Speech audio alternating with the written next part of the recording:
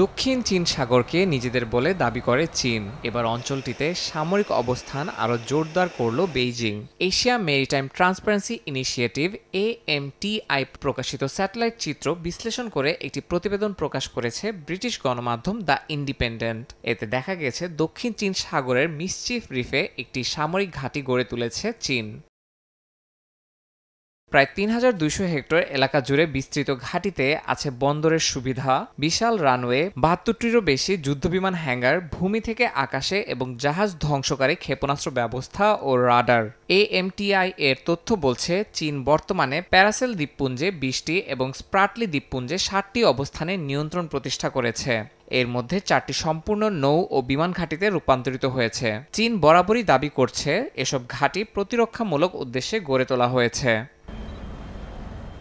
এদিকে দক্ষিণ সাগরে চীন ও ফিলিপিন্সের মধ্যে আবারও উত্তেজনা দেখা দিয়েছে।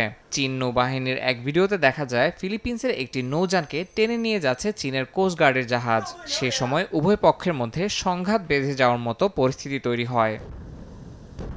ইয়াসিন মোহাম্মদ জিসান, সময় সংবাদ।